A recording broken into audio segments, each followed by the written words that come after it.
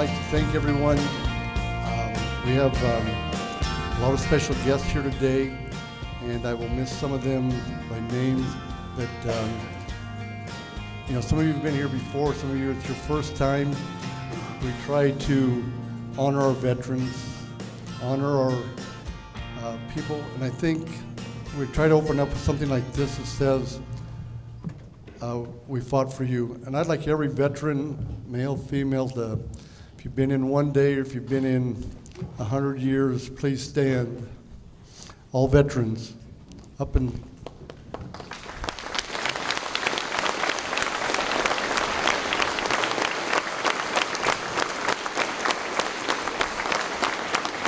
thank you.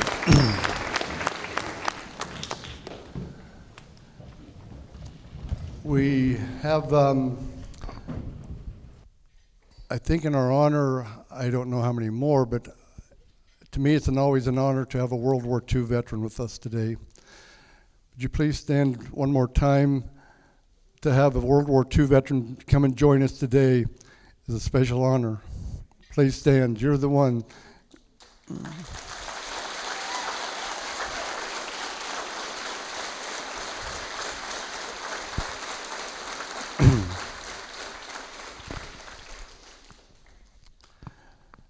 Okay, would you please stand for the presentation of colors from our National Guard color unit?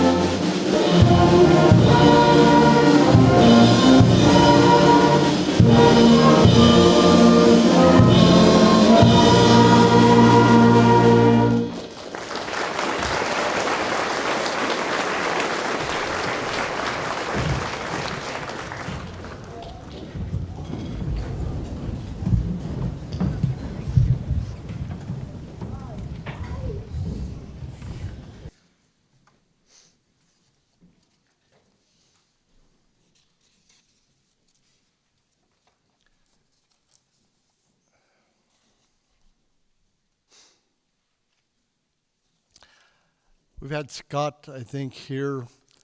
Colonel Scott Delbridge has been, watched his kids go through many of these. But I call him a friend, a comrade. But our opening speaker today is Colonel Scott Delbridge. Please welcome Scott.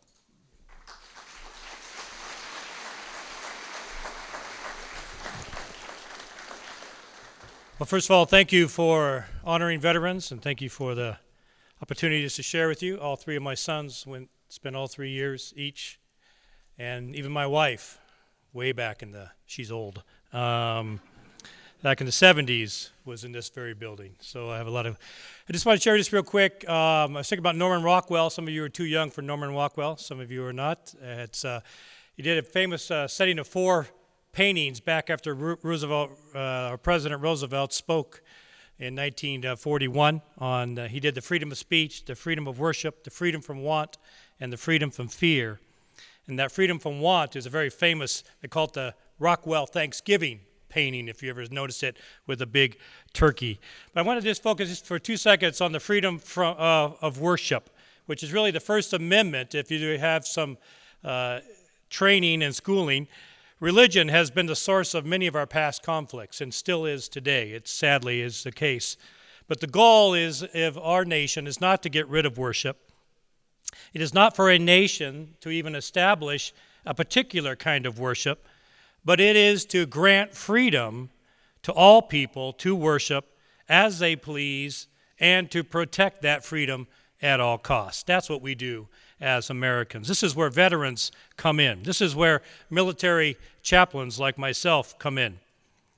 A year before the Declaration of Independence, and a lot of branches of the service or the may not like to hear this, but the infantry is the oldest branch, but the chaplaincy is the second oldest branch in the Army, HUA. And some of you young people are saying, HUA, it's all right, we'll explain it later.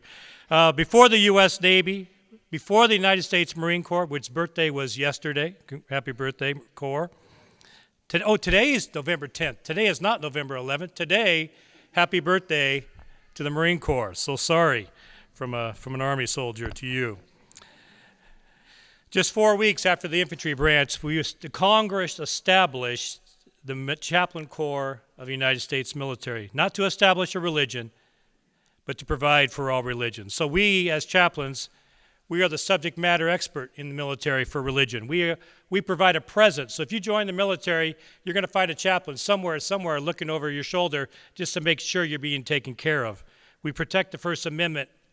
The greatest compliment I ever had, I'm a Christian chaplain, was from a Muslim officer, one of my good friends, who said, "You're my favorite chaplain." Now, where else but in the military does a Muslim tell a Christian, "You're my favorite chaplain"? That's what we do in the military. We accompany soldiers to war. I've been to Iraq 2 years, back in 03, 04, 9 and 10.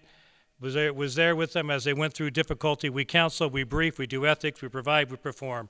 300 chaplains have died in wars over the years. 7 chaplains have received the Medal of Honor. Currently, there's over 3,000 of us representing because we have freedom of worship. Rockwell, he was criticized for some of his paintings, but he responded, "I paint life as I would like it to be."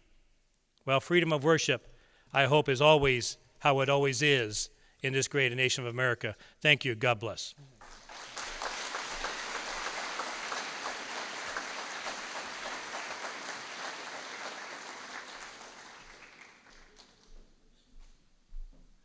Just a little change in order here. Ron, it's your turn. I told you had a couple minutes, maybe, but because you're a Marine, you're going to come up here.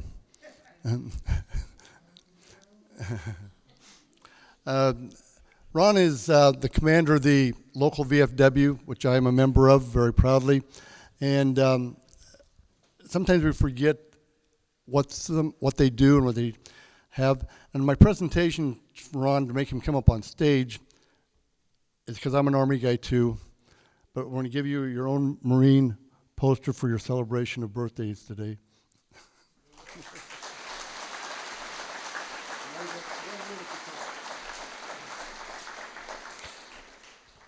That's something I didn't expect from Mike, but that's okay. This is on behalf of all the Marines who have lived and died for you and everyone else, and we are celebrating our 240th birthday today. And when I finish this program, I am speeding down I-5 at 60 miles an hour to a birthday party for the United States Marine Corps.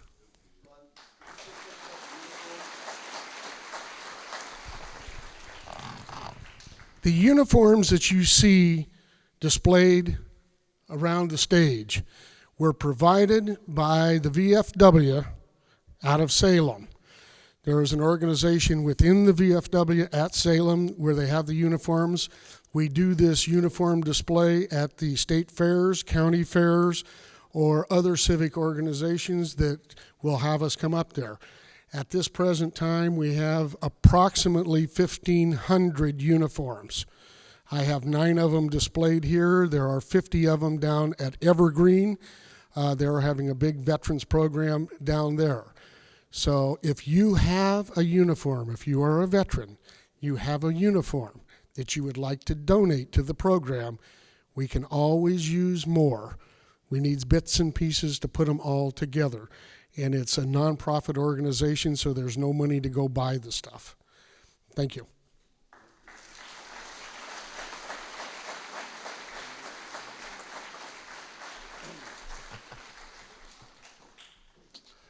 About 45 years ago, I could fit into that little green uniform up front there. Maybe I could. Today I know not. But it is an honor to have a uniform of your own up here, and so I appreciate it. Okay, next guest speaker is our first student speaker, Miss Holly Ray. We will get her stool out.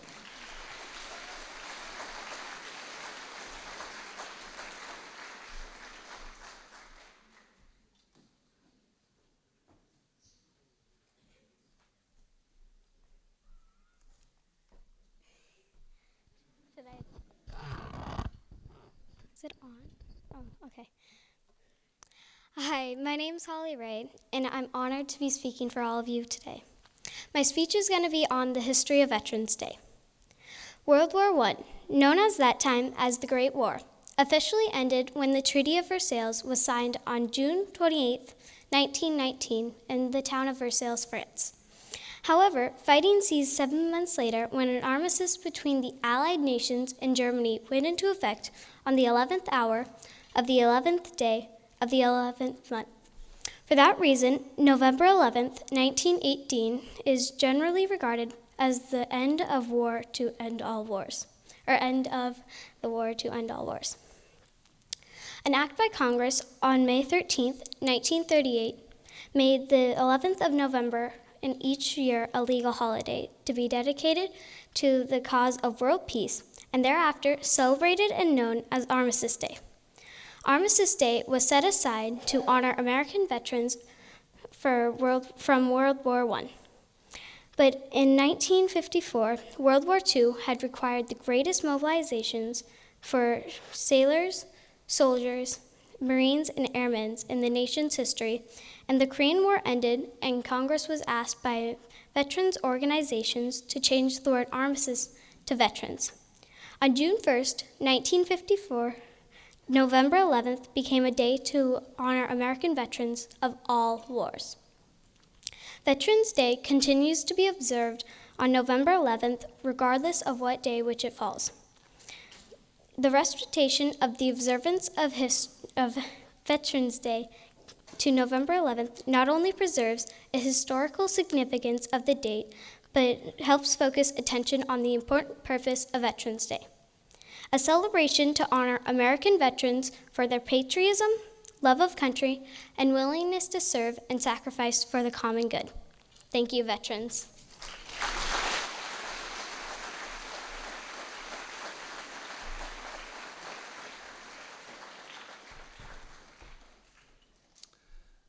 We have a couple of short speakers, so we got to go in and out with our little stool. I can barely make it, but so I appreciate coming up. Next speaker, again, is a friend. He taught here for many years with me, and Joel Hoffman, I will kind of let him introduce. He's come away from the education, but he's coming back to speak on a very personal note of the sign behind us, pretty much, my friend.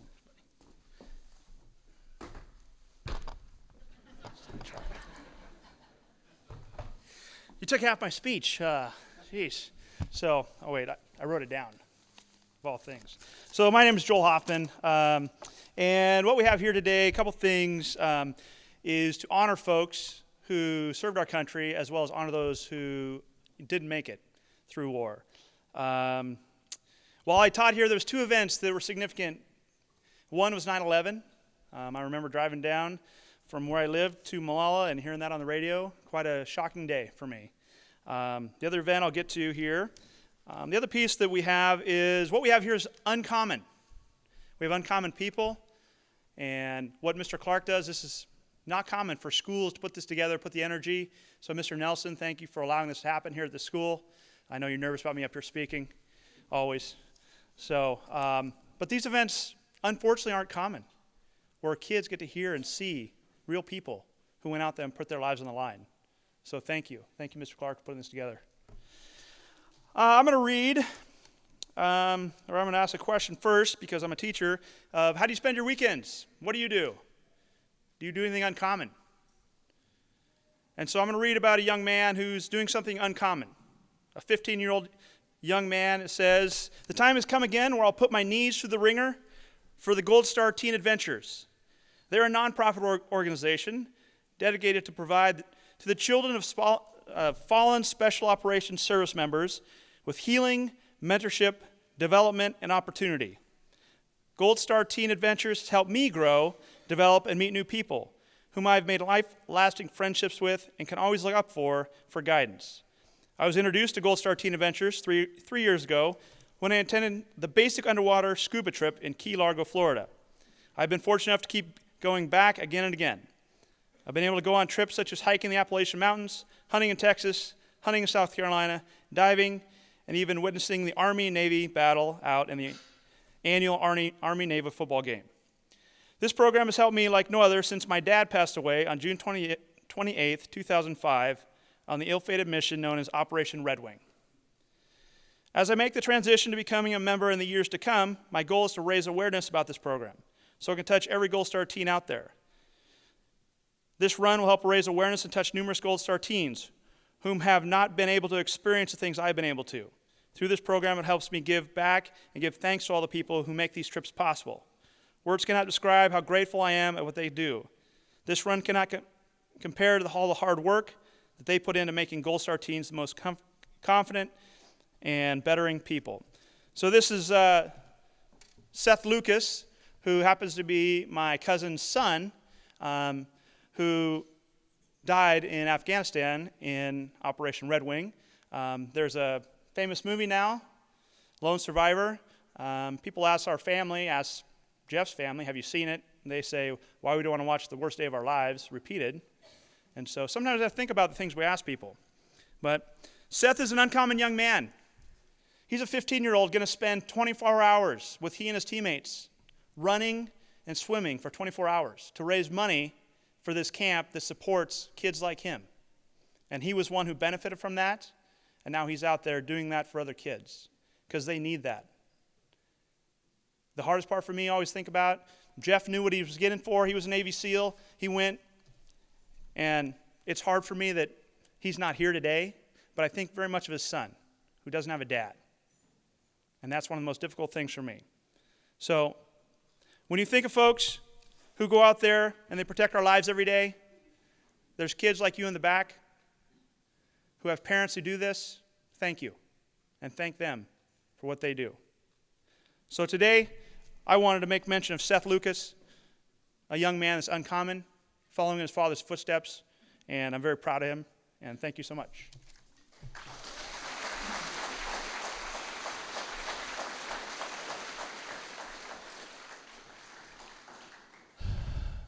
It's always rewarding for Joel to come here and give that speech. I know it was very difficult the first time I asked him, and I remember the day we've talked about it. And so to follow that up, our next singer, performer, is a good friend and student, Master Sergeant Travis Powell.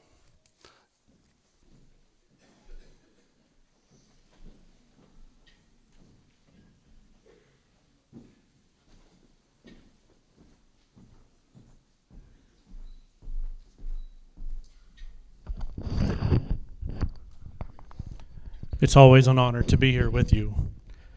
And it's always great to see those carry the baton before me. And it's good to be with you.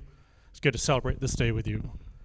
And to all the young people out here, it's also awesome to be back in this place that I too graduated from here and got to sit in many assembly, but never one that honored like today. So I want to thank you very much for taking this time out of your day, being a part of this, to say it's important enough that we're going to have this part of our school day. So I appreciate it. Along the lines of what Mr. Hoffman said, I'm going to share with you a song that is a place that many that come from home or return home don't get the kind of celebration that I did when I came back home from combat, and many of us. It was awesome the first time laying on American soil and see the celebration of people that I'll probably never see again. They didn't know who I was, but they knew myself and all my brothers and sisters, or those that served, and they celebrated and gave us an amazing welcome. And this song is a little bit about those who also came home, but they didn't get that same type of welcome. They still served, they did honorably, and some of them gave their lives in the line of duty. Some of them had passed on at later times after they had served. But this is about that place where many of them gather.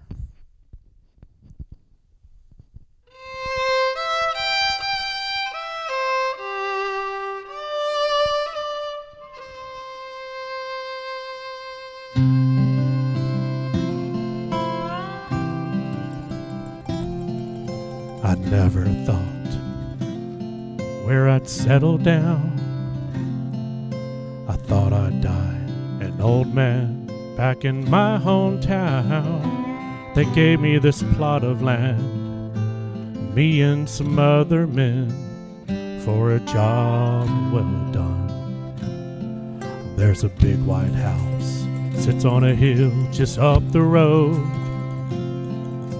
The man inside, he cried the day they brought me home.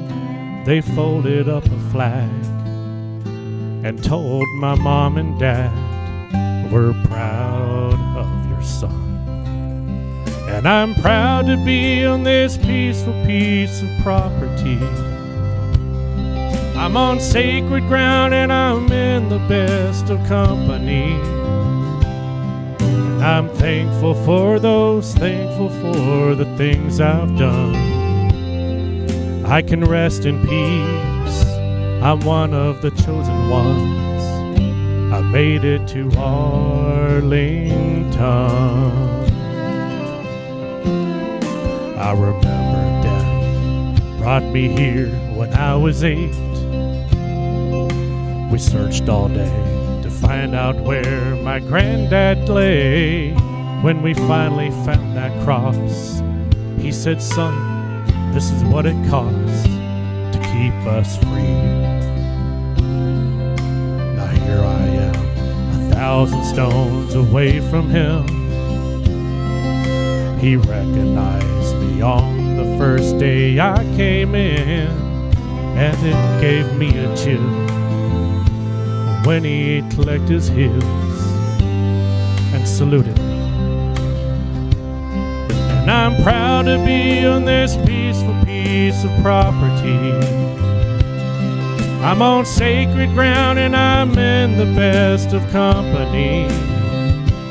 And I'm thankful for those, thankful for the things I've done. I'm one of the chosen ones. I made it to Arlington.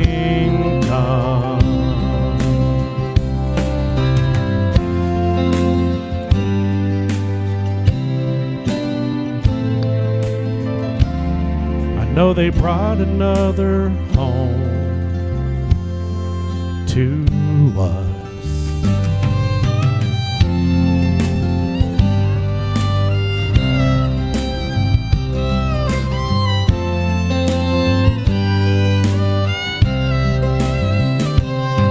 We're thankful for those, thankful for the things we've done. We can rest in peace. We're one of the chosen ones. We made it to Arlington. Yeah, dust to dust. Don't cry for us. We made Arlington.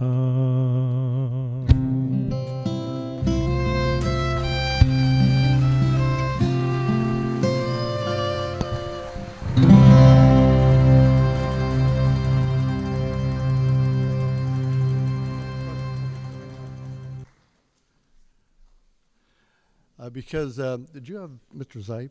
Yes, sir. I sure did. I sure did. I wouldn't brag about it. Again, a student here, and he's bragging that he had Mr. Zipe for PE. I want you to go back, and now you're back in PE classes, and just think of Mr. Zipe now. I need it. I need it. Thank you very much. All right, thank you.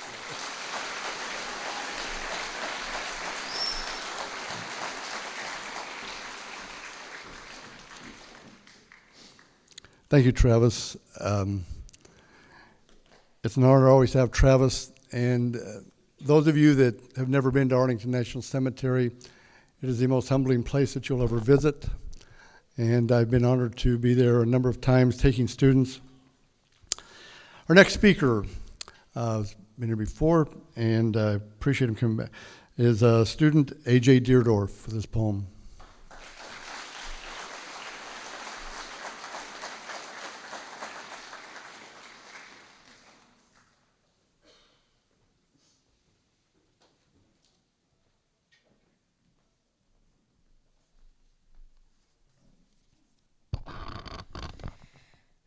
My name is A.J. Deerdorf, and I'm going to be reading The Bravest Man I Know by Amanda Whitney. The bravest man I know is a man I've never met. He's a man who risks his life to save a friend. Not only to save a friend, but to save a nation.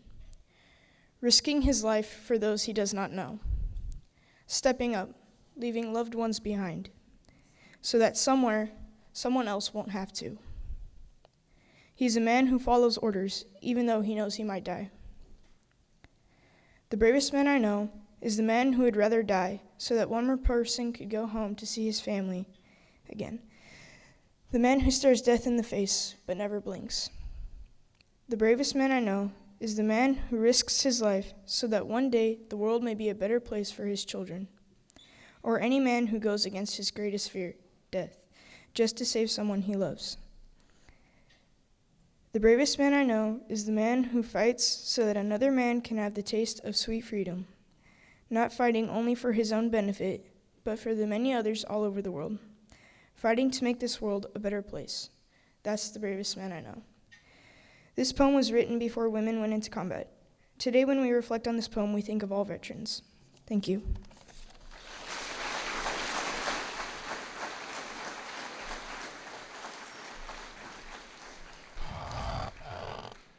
And our next speaker is our Mayor of Molalla, Mayor Debbie Raggi. She's going to read a proclamation from the city.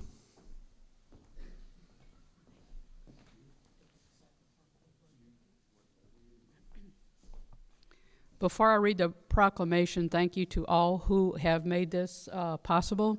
I'm glad I didn't have to follow Arlington. Thank you. I just want to say a quick word to the kids in the back. Whatever career you pursue as you get to be an adult, I want you to know that that career can probably be pursued in the service of the United States Army, Marines, Air Force, and Navy. When I graduated from nursing school in 1974, I was watching servicemen come back from Vietnam, and they were being spit on. They were being disrespected. And as a new nurse, that really broke my heart. So I decided to join the U.S. Air Force at that time to show my fellow students that I was proud to be an American. And I was proud of, of the men who had served in Vietnam. And I felt that they deserved a much better homecoming. I absolutely appreciate that these people here take the time to show respect to those who wrote that check to say, I offer my life to my country. So I have a proclamation here today to read and to present.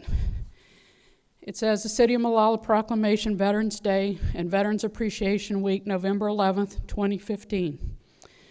On Veterans Day, we honor those men and women who, in defense of our freedom, have served in the military branches of the United States, and to those who have served our country in uniform and who serve today in the Army, Navy, Air Force, Marines, and Coast Guard, who stand in harm's way without complaint, but with exemplary courage and honor. Our debt is beyond calculation. And to those men and women who, in the service of our nation and to secure our freedom, paid the ultimate sacrifice, our gratitude is beyond measure.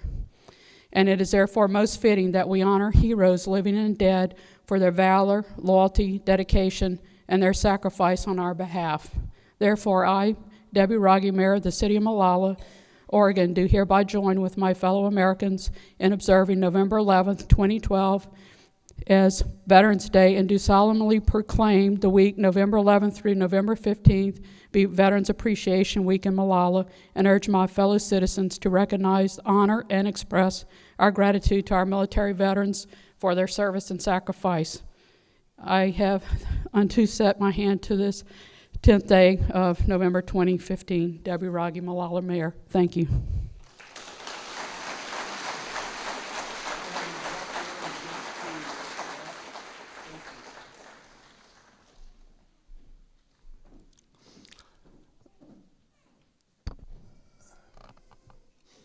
Debbie Rogge is going to present that to Ron, commander of our VFW post.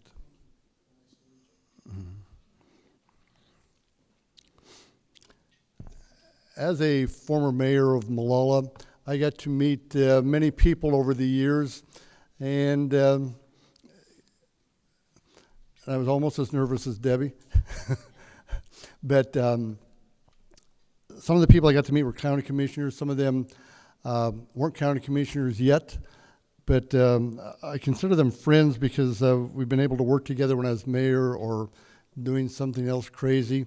And so our next guest speakers are two of our county commissioners, and I'm going to ask them to come forward, and then I'll read a little bit of bio of them. Martha Schrader, Paul Savas, please come forward. As they're coming up, Commissioner Paul Savas, he was elected to the Clackamas County Board of Commissioners November 2010. His small business, Savas Tuning Systems, has served customers in Clackamas County for 25 years. Commissioner Savas brings years of local government and civic organization and experience to help him serve the citizens of Clackamas County. He is the co-chair of Clackamas County Coordinating Committee and is Clackamas County's representative to Metro's Joint Policy Advisory Committee on Transportation. And Martha Schrader, we got him figured out, I think, was elected to Clackamas County Board of Commissioners on May 2012 and was appointed as the vice chair of the board in 2014. She previously served as commissioner to 2003 and 2009, was commission chair from 2005 to 2007. Martha represented District 20 as a state senator from 2009 to 2011. Martha holds a Bachelor of Science degree from the College of Agriculture and Sciences at Cornell University and a master's degree in entomology from the University of Illinois and a master's degree in education from Portland State. When did you have time to do anything else? She's also a fellow with the American Leadership Forum. My two friends, County Commissioners Martha Schrader and Paul Savas.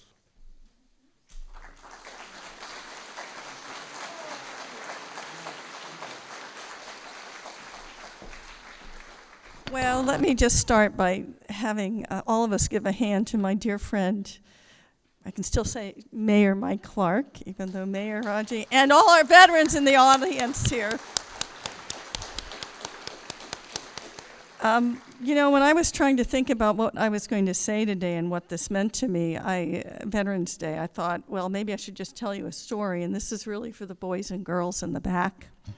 When I was a young girl, I was lucky enough to have our grandmother, who I called Nanny, live with us. And she would take me all around the town where I grew up, which was a place called Portchester, New York. And I remember one day pretty vividly that I was with her and we were driving by one of the parks in town. And in the center of the park, there was this big statue. And you know, we see them all the time and everywhere. But I wasn't quite clear what that statue was. And I said to her, Nanny, what is that? And she turned to me and she said, well, that is a memorial for World War I veterans. And she said, it means something to me because your grandfather, who died before I was born, so I never really knew him, actually was a World War I doughboy. And so he was somebody who fought in the First World War, which was the war to end all wars. And boys and girls, I never forgot that day. I never forgot thinking, oh, somebody before me actually made a sacrifice to make sure that I had the freedom to do what I wanted to do here in this country, to learn, to read, to grow up, to become a good citizen, to make sure we're safe, and make sure that what we value and what we treasure is protected. So as I got older, I realized that my war was really the Vietnam War. And what Mayor Rogge said was, what I remember is our veterans coming back then, and they weren't being treated very well. They had sacrificed, they'd done their duty, and yet they came home to a lot of anger and people not respecting the fact that they had to do their duty. So I made it my mission personally to make sure in this county that we never, ever, ever treated our military folks who sacrificed for us to treat them that way again. And that's why I'm proud about what our Clackamas County does for our veterans. But I never forgot what my grandmother told me.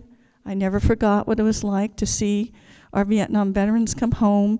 And I'm asking you today, if you do nothing else, boys and girls, remember this day, remember this story, and remember to respect all the people who have sacrificed for you so you could grow up healthy and strong in Molalla, Oregon, in the state of Oregon, and in the great United States of America. Thank you.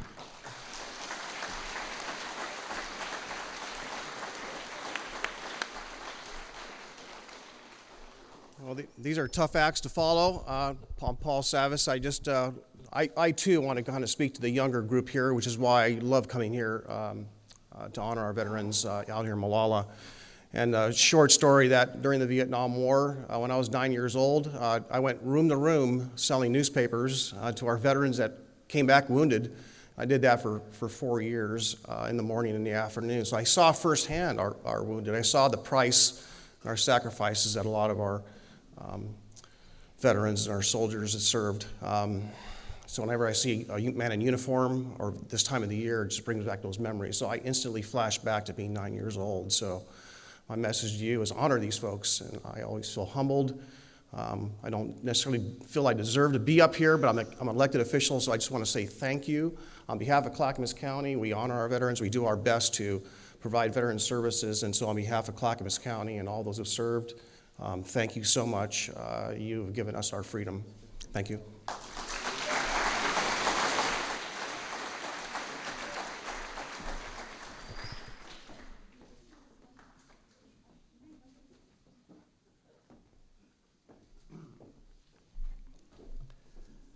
And again, as a veteran, I'm one of the first to say that I have used the Clackamas County veterans to help me through some questions that I might have with my military experience. So any veterans who maybe haven't gone and worked with the Clackamas County offices, they're a wonderful group in there. Mine in particular is Janice. I don't know if Janice made it out here today or not. Thank you, Martha, Paul. Okay. Our next speaker is Corinne Oster. She's going to give us her part about Old Glory.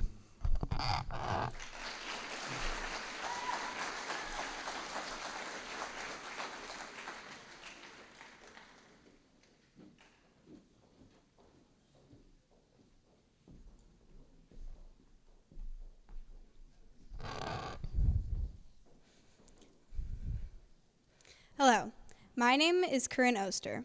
It's an honor to be participating in this celebration of our veterans today. I am very grateful for all of those serving our country in making the United States a safer place. I am also pleased that so many veterans were able to make it today. Our flag is an important symbol of our freedom and patriotism.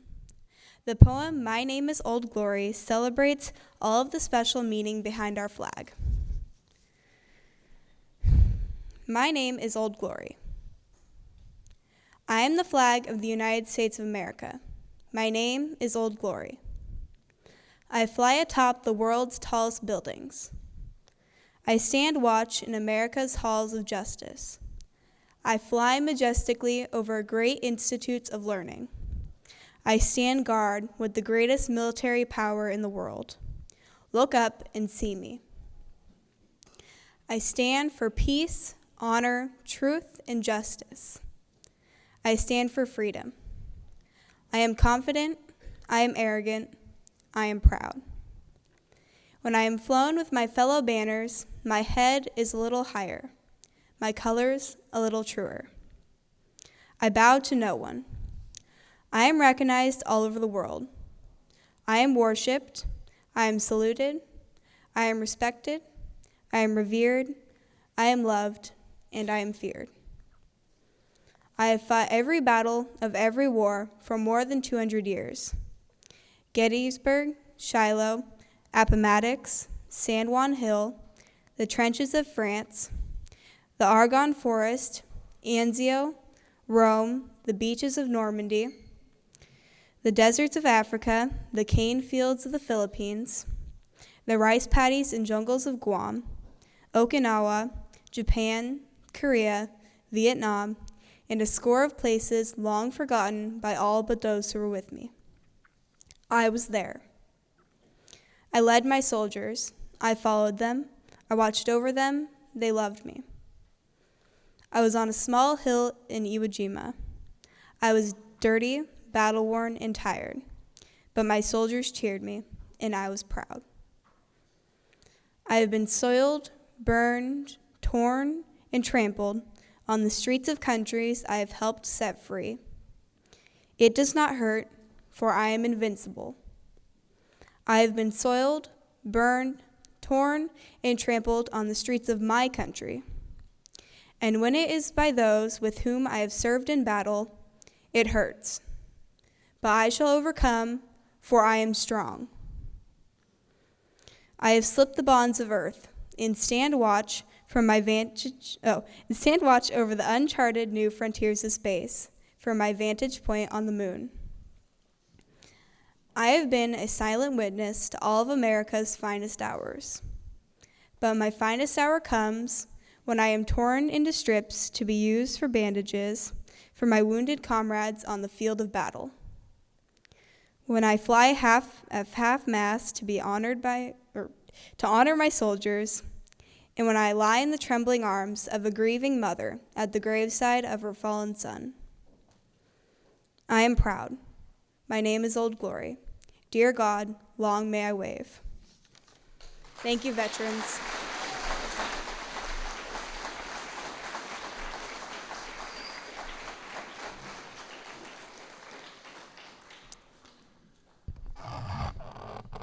Don't tell me our students aren't going to be good leaders. I got 12 great ones here today. And the next one, this is kind of a new one for us. We've got a student singer this year, and we're very proud of her. All right, Natalie, your turn. Come on up.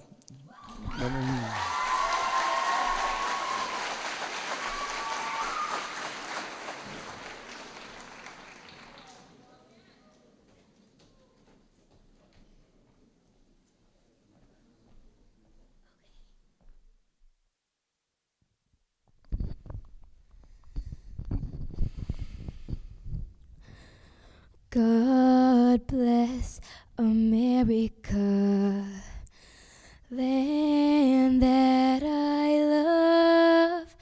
Stand beside her and guide her through the night with the light from above. From the mountains to the prairies to the oceans white with foam. God bless America, my home, sweet home. God bless America, land that I love. Stand beside her and guide her through the night with the light from above. From the mountains to the prairies to the oceans white with foam. God bless America, my home, sweet home. God bless America, our home, sweet home.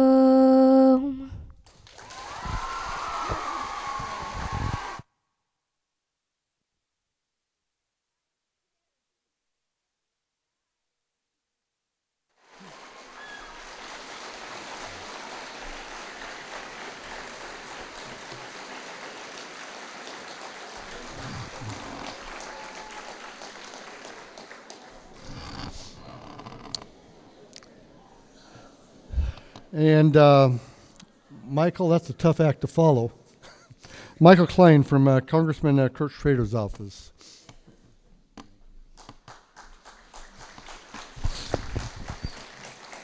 Good afternoon, and yes, that is a very tough act to follow. My name is Michael Klein. I am Congressman Kurt Schrader's veteran caseworker and his district aide. Unfortunately, he couldn't be here, but he asked that I share some words with you. Dear veterans, thank you for inviting me to join you today to honor our veterans. I regret that my duties prevented me from personally attending today's Veterans Day ceremony. I would be remiss if I didn't extend my appreciation and gratitude to the thousands of Oregon veterans, service members, and their families. In 1919, President Woodrow Wilson declared November 11th Armistice Day, a day set aside for our nation to honor and remember the service and sacrifices that our brave veterans made. Every day, many young men and women return home from their deployments, and when they transition out of the military, they face many hardships. It is our duty to keep our promise and ensure that all of our veterans, young and old, have the opportunity to obtain gainful employment, receive quality health care, and not find themselves homeless. I will continue to honor our brave men and women who have sacrificed so much for our nation by always fighting for them in Washington. I wish to thank all of our veterans for their service to our great nation. May God bless you, your families, our great state of Oregon, and God bless the United States of America. Sincerely, Kurt Schrader, Member of Congress.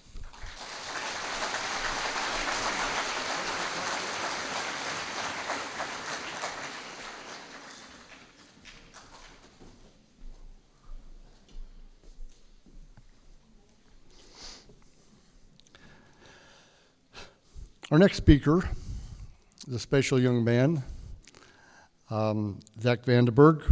As Zach's coming up, come on up, Zach. Like I said, I started this program about 12 years ago with my granddaughters, and every one of my grandchildren that's gone through the middle school here has been a speaker or somebody, and Zach is carrying on. This is my grandson, Zach, and he's going to get a stool out.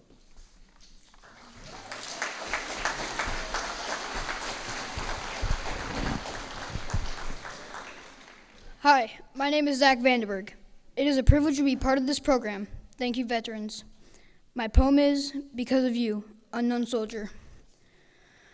Because of you, I am here. Because of you, I am able to live freely. Yet I do not know you, and I have not done anything for you.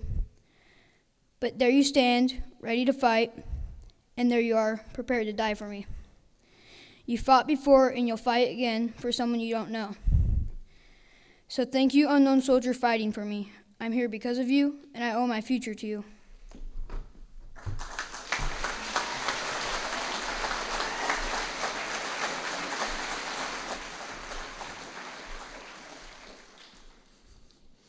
And none of these kids are nervous. See, Debbie, it wasn't that bad. These kids can do it. Nothing to it. I won't even pick on Vic yet. All right, our next speaker, Kayla Peoples, is doing her poem that she's reading from Flanders Field.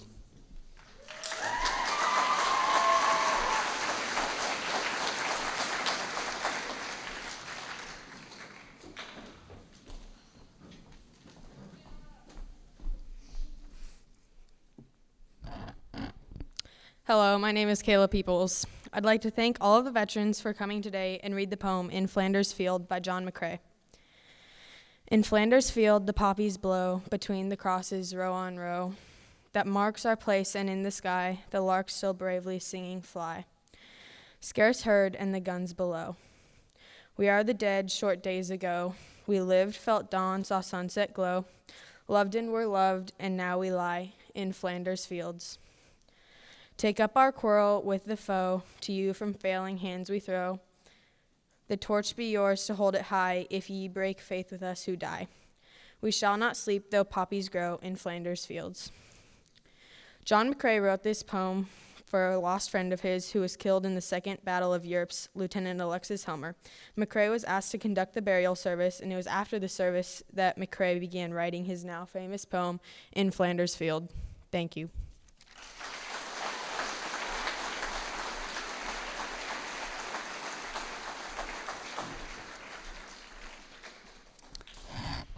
We're very fortunate to have speakers from our congressional delegation in Washington, D.C.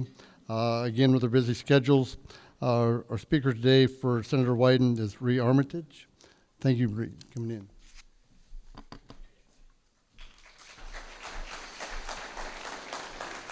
As the mayor said, my name is Ree Armitage. I'm the Senator Wyden's Clackamas County Field Representative. It's good to be with you today to honor our veterans. The senator wanted me to read a letter to y'all, and he apologizes for not being able to be here in person. Dear friends, while I'm sorry I could not be with you in person, I wanted to take this opportunity to share my thoughts this Veterans Day.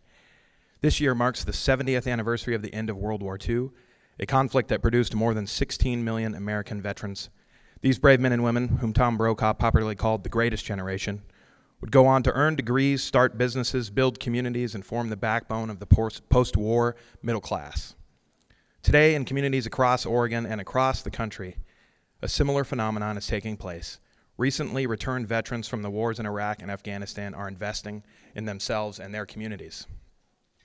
On this Veterans Day, let us remember the sacrifices made by the veterans of the greatest generation, the current generation, and every generation since the beginning of the Republic. Let us resolve to recognize all of the veterans still with us and honor the memories of those who have passed. Let us enable our veterans to continue serving their country and their communities, and let us redouble our efforts to connect them with high-quality jobs and the care and benefits they have earned. It is a distinct honor and privilege to join with so many others in honoring the service of Oregon's more than 330,000 veterans and more than 20 million veterans around the country. I ask you to keep them in mind today. I thank you again for the opportunity to share my thoughts, and I wish you all a happy Veterans Day. Sincerely, Ron Wyden, United States Senator.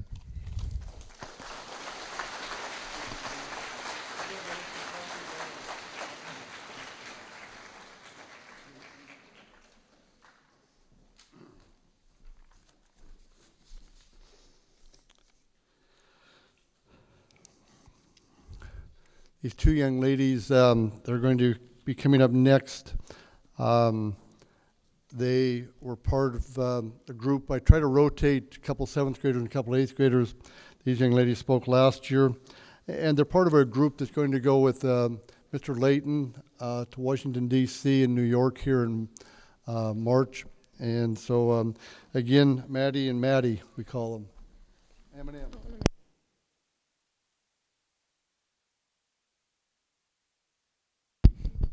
Hi, my name is Maddie Lysick, and this is Maddie Brinkman. It's an honor for both of us to be here for the second year in a row. We are both looking forward to our Washington, D.C. and New York City trip this spring. We will be presenting the POW and MIA Remembrance Ceremony. POW stands for Prisoner of War, and MIA stands for Missing in Action. As you entered the gym this afternoon, you may have noticed a small table in place of honor. It is set for one. This table is our way of symbolizing the fact that members of our profession of arms are missing from our midst. They are commonly called POWs or MIAs. We call them brothers. They are unable to be with us this evening, and so we remember them. This table, set for one, is small, symbolizing the frailty of one prisoner alone against his oppressors. Remember. The tablecloth is white, symbolizing the purity of their intentions of one prisoner alone against his oppressors. Remember. The single red rose, displaced in a vase, reminds us of the families and loved ones of our comrades in arms, who keep the faith awaiting for their return. Remember. The red ribbon, tied so prominently on the vase, is reminiscent of the red ribbon worn upon the lapel and breasts of thousands who bear witness to their unyielding determination to demand a proper accounting of our missing. Remember. The candle. The candle is lit, symbolizing the upward reach of their unconquerable spirit. Remember. A slice of lemon is on the bread plate to remind us of their bitter fate. Remember. There is salt upon the bread plate, symbolic of the family's tears as they wait. Remember. The glass is inverted. They cannot toast with us this night. Remember. The chair. The chair is empty. They are not here. Remember. Remember. All of you who served with them and called them comrades, who depended upon their might and aid and relied upon them. For surely they have not forsaken you. Remember. Thank you.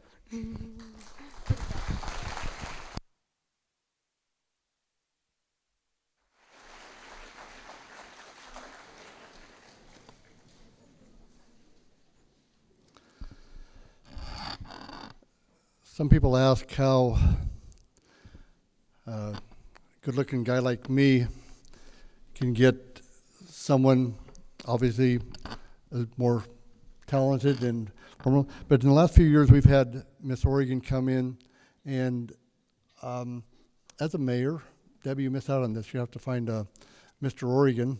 But I got to be a judge for the beauty contest one time, and I met people in charge of Miss Oregon, and they have been such great speakers, great representatives of our state. And so today, I'd like to introduce you to Allie Wallace. She's Miss Oregon 2015. She's the official hostess of Oregon. She's a student at PSU, where she studies film. She hopes one day to get a job in the film industry. She'll be completing her Miss Oregon in Atlantic City. Ollie will spend the rest of her reign promoting Miracle Network hospitals, continuing her education, and her personal platform, Traumatic Brain Injury Education and Awareness. Again, welcome, Allie Wallace, Miss Oregon.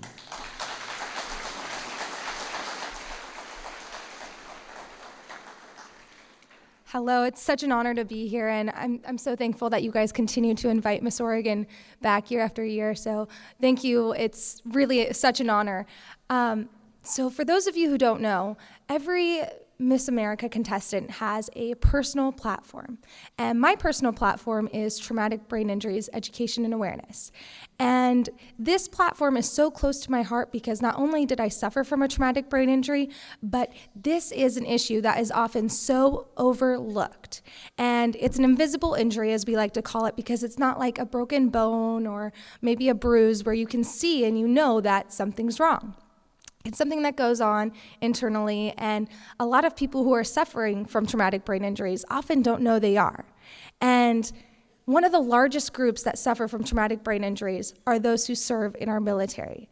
And probably a lot of them don't understand or know that they have a traumatic brain injury. That's why it's really important that we are all educated on how serious this issue is and know the side effects and know the symptoms of a traumatic brain injury. So if you have a loved one who is returning from serving, it's important that you're able to recognize the symptoms of a potential traumatic brain injury, because oftentimes they don't know that they're suffering from one. So a few things I want to share with you guys to look out for if you have someone who's returning home or know someone who's in the military is to be aware and conscious of maybe changes in behavior. I know a lot of times we confuse traumatic brain injuries for post-traumatic stress disorder, which a lot of times they do come hand in hand, but it's important to know that there's going to be a lot of times behavioral changes, mood swings, sleeping pattern changes. So it's important that we are cognizant and understand that our loved ones returning home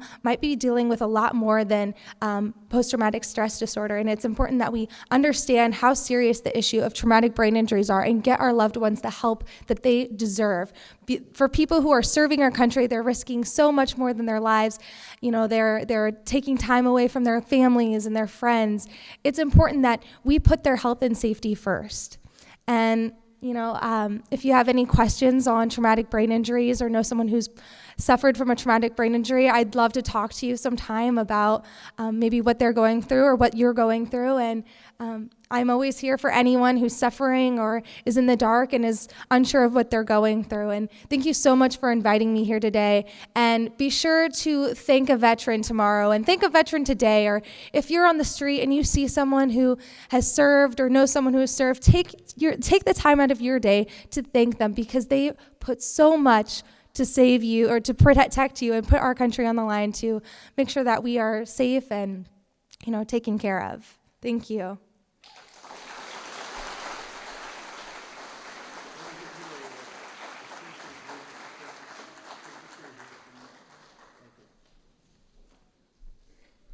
The good news is, Bill, she didn't have to take your class. Bill and I are kind of friends. Okay, and Miss Oregon gets to go home with her own Molalla PE t-shirt also, but she didn't have to be in your class.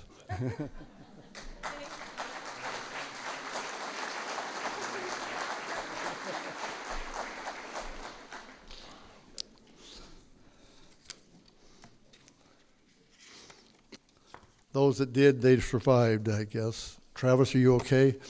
You survived? All right.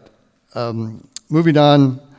Our next speaker, we had another girl lined up, but she got double ear infection. And so the very last moment, was it yesterday I talked to you, Katie? I said, Katie, how would you like to speak? And she goes, huh? And I said, here's a poem. And she's been practicing frantically for the last 24 hours, and she's done a very good job. Katie Gobey, please come up.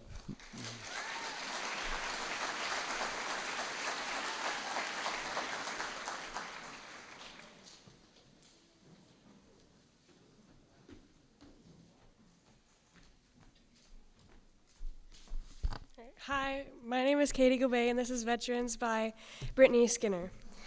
They were there, and they remember the shock, the horror of watching strangers die, a life ended by a fellow soldier shaking hands. The unimaginable debt owed by a free world can never be repaid. Still we try, giving up an hour a day to thank you for the burden you now carry, laid there so we can live our lives. They fought and killed, enemies with faces, identities unknown to the bullet shattering the protective shield, laid there by those they loved. For one day a year, we honor you. For our lives, it can never compare. Still we try, thanking you on this day for a million moments you lived so we could do. Thank you.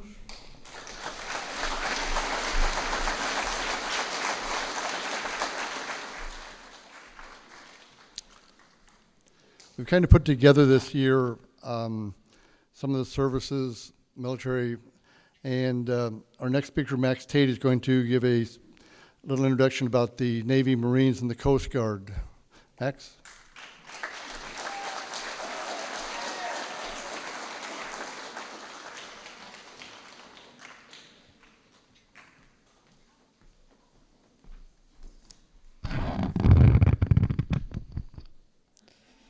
Hello, my name is Max Tate, and today I'll be speaking to you about the United States Coast Guard, Navy, and the Marines. As many of you know, today is the Marines' birthday. Hoorah! The United States Marine Corps is a branch of the United States Armed Forces. It is a fighting force that works closely with the U.S. Navy and is always ready to provide protection for our country. They are basically the nation's 911 force. Its ability to mobilize quickly has allowed the Marines to become the United States Ready Reaction Force. Next up is our nation's Navy. It is by far the most powerful and largest in the world. It is both sea and land-based, including anything that has to do with ships, submarines, or seaborne flight. Believe it or not, the U.S. Navy was established during the Revolutionary War and played a big role in the Civil War by taking control of the Confederate rivers. Today, the United States Navy also provides the mobility to the U.S. Marines. Equally as important as the first two, the United States Coast Guard is a branch of the United States Armed Forces. The Coast Guard is the oceanic military service unique among the U.S. military branches for having a maritime law enforcement. In addition to providing military service, it also delivers safety and rescue to the general public. Clearly, all of these branches of the military are essential and play a huge role in keeping you and I safe, as well as the rest of the United States. Many of them risk their lives on a daily basis, and for that, thank you.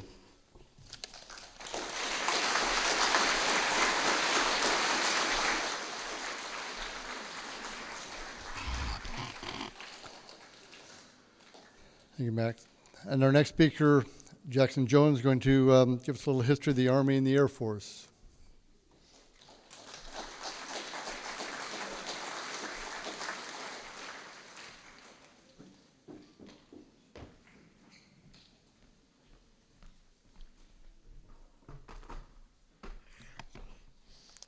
Hello, my name is Jackson Jones, and I will be reading you the history of the United States Army and Air Force.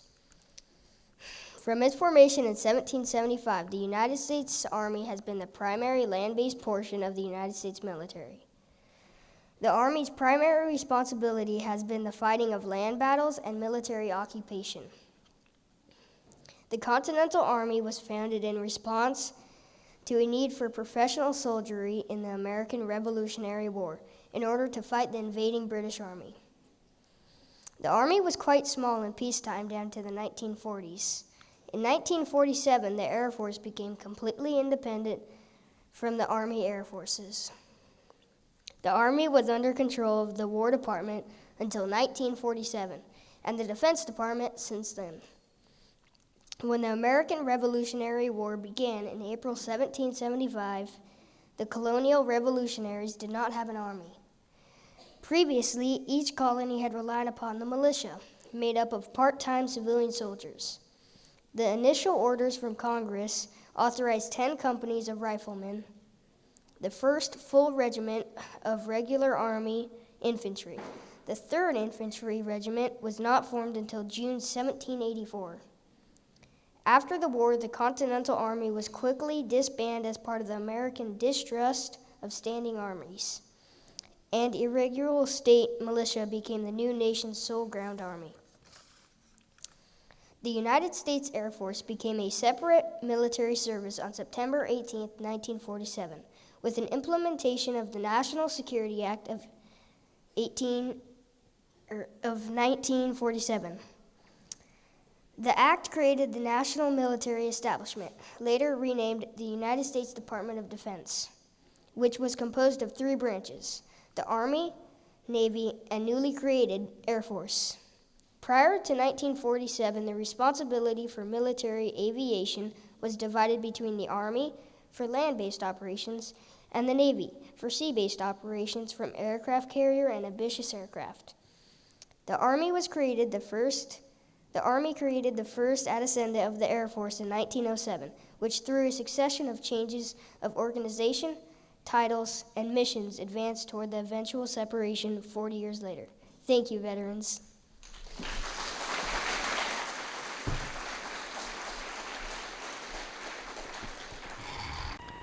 Every one of our speakers I consider a good friend. I've been able to meet them, whether through teaching, coaching, marrying, and as a mayor, and some of the other little odd things I do.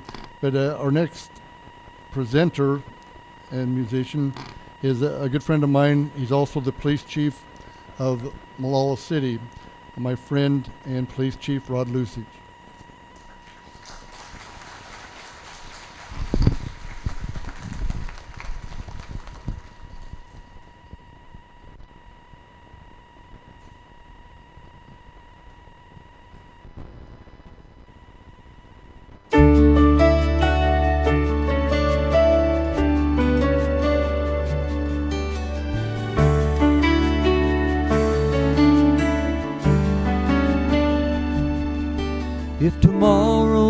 all the things were gone I'd worked for all my life, and I had to start again with just my children and my wife. I thank the Lord above that I'm living here today, 'cause the flag still stands for freedom, and they can't take that away. And I'm proud to be an American, where at least I know I'm free. And I won't forget the men who died, who gave that right to me. And I gladly stand up next to you and defend her still today. 'Cause there ain't no doubt I love this land. God bless the USA.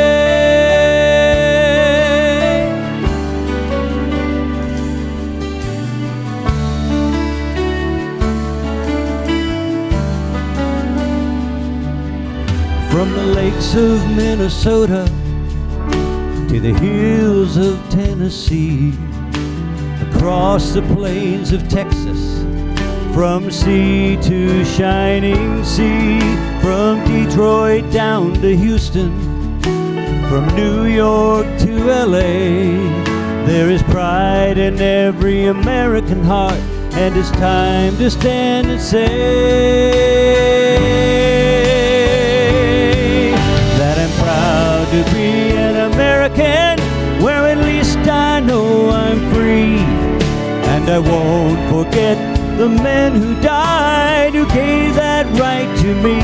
And I gladly stand up next to you and defend her still today.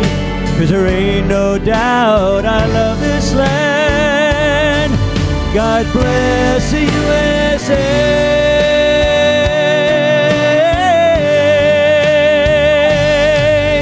And I'm proud to be an American, where at least I know I'm free. And I won't forget the men who died, who gave that right to me. And I gladly stand up next to you and defend her still today.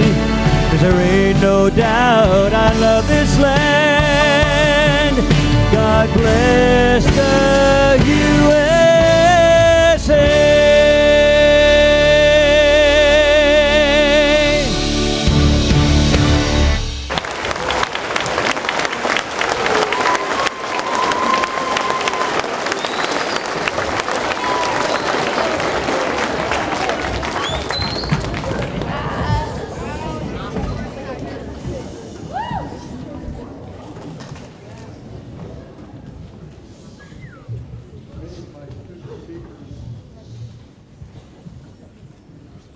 Many of my student speakers, I help provide some of the poems and so forth. But some of them, like Max and Jackson, they kind of had to do a little research and get their history. And this next young lady, she wrote this whole story about 9/11. And so our next speaker, Annalise Hugo, and her.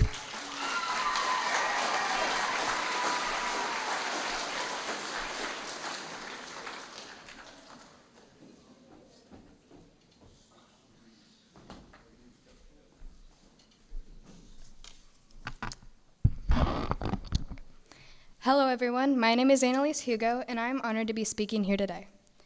I'm going to be talking about the day of 9/11 and how it affected all of America. This is no horrible dream. This is really happening. This is September 11th, 2001. There are people running frantically as this tragic moment is taking place. Their twin towers are burning with not only offices, but a jet full of fuel and people with their personal belongings. You see people falling off the burning building, smell the jet fuel as it oozes out, and you feel shards of glass as you're trying to get out of the burning building. You think to yourself, this might be the end. Time magazine article, If You Want to Humble an Empire, states that the day started out with flawless skies. But sadly, that all ended at 8:45 a.m. when the first plane hit the North Tower with all of its precious cargo inside. The city buckled, the traffic stopped. The bridges and tunnels were shut down at 9:35 as warnings tumbled one after another. The Empire State Building was evacuated, and the Metropolitan Museum of Art, the United Nations. First, the New York airports were closed, and then Washington's, and then the whole country was grounded for the first time in history, states the article. Everyone was shell-shocked, thinking this was an accident, but that changed when out of nowhere, the second tower was hit by a second plane. We now know this is no accident. Could we possibly be at war? Flight 93, Let's Roll, Todd Beamer not only led himself, but he led 38 other passengers to get the plane back. The hijackers, not knowing what Todd was capable of, put him and all of the other passengers into various parts of the plane, only having box cutters and pocket knives to defend themselves with. The hijackers told them, "Call your loved ones and tell them you are about to die." That is when Todd said, "Let's roll," and he led the passengers to fight the hijackers. The plane was steered full throttle into a field in Pennsylvania, based off of what I read in the article, Let's Roll. Thank you, Todd Beamer, for the heroic deeds you have done for our country. Flight 77 took its last flight on the day of 9/11. With 64 passengers, it veered off and took a massive chunk out of the heart of the Pentagon. Our plane is being hijacked article says that the chunk was taken from the nation's defense headquarters, 5 stories high and 200 feet wide. Think about this sad day and how it affected all of America. All of America's citizens often found themselves asking why. The world will never be the same after this tragic day. What if 9/11 never happened? Would we be who we are today? This is honoring all of our veterans, policemen, firemen, and first responders. If you would like to help show your support, replace one of your visible lights on your front porch with a green light. My family has done it, and so should yours. This act is called the Green Light Event, and it is sponsored by Walmart. You should go and check it out. Thank you.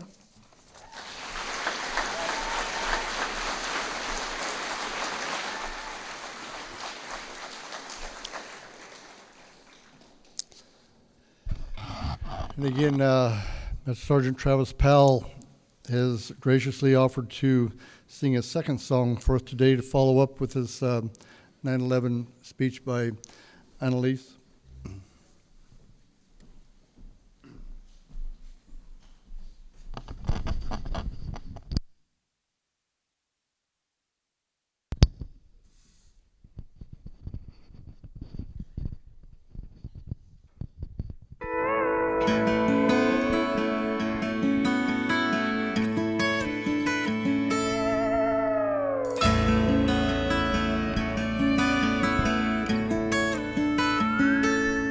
She stands in the face of evil and will not lose hope or faith. America, the land of freedom, still the home of the brave. So raise the banner, call Old Glory. Let us join our fellow man. History will write the story. America will always stand.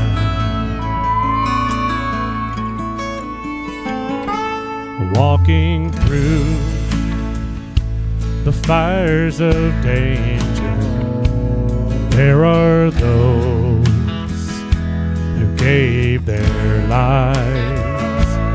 They're the world's greatest heroes, and we won't forget their sacrifice.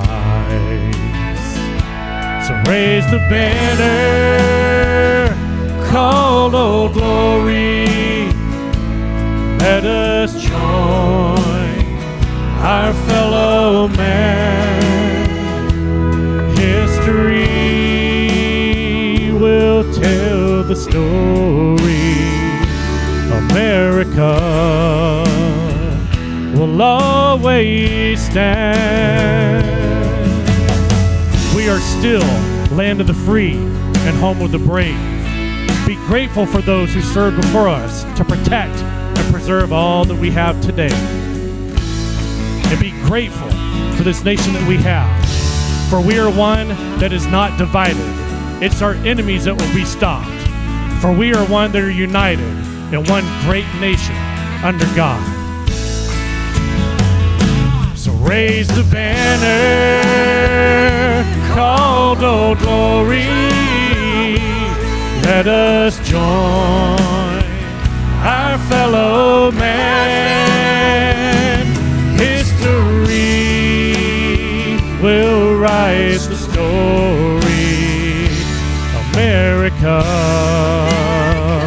will always stand. History will write the story. America will always stand. Thank you so much for letting us be with you today. And always remember, God bless you in America. Stay for a moment when I have all of our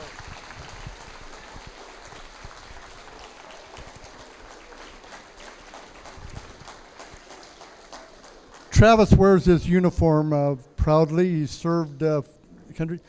But what's your real job? He is one of our first responders. We have our first responders. So all of our police officers, first responders, that means you, TJ. Would you please stand and step forward a little bit so you can see who our first responders are also.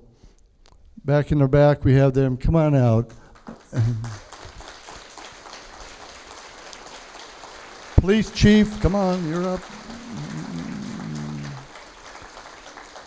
And again, 9/11 woke us up to what our first responders are and the sacrifice. And some went on, and they're carrying on. Thank you, because our fire department, police department are a great group. And thank you. I know you have to work with TJ sometimes. I'm sorry, but it's okay. But again, thank you, first responders. Thank you for everything you do.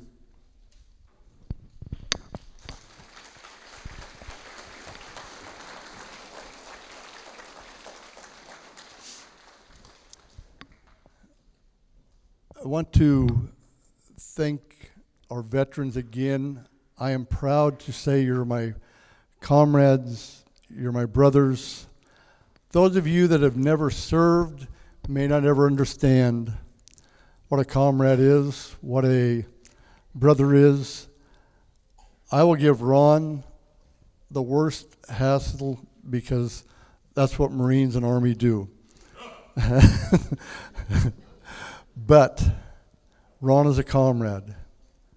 Every Navy, every Army, Air Force, Marine, we're comrades. It doesn't care. It doesn't matter how long you served. We understand each other. We have an inner part that says we know.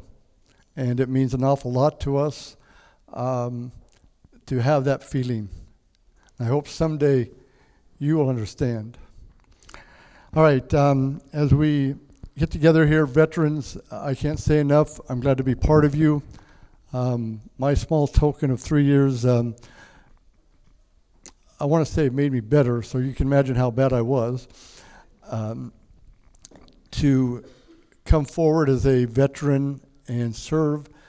And you know, we were all that 17, 18, 19-year-old that joined the service because we thought we wanted to do something for our country and move on. And for all you students that have survived me, I moved on because I joined the service because I wanted to be a teacher, and then you've had to put up with me. We're going to close here with our band, and then we're going to have a video. Mr. Ferris.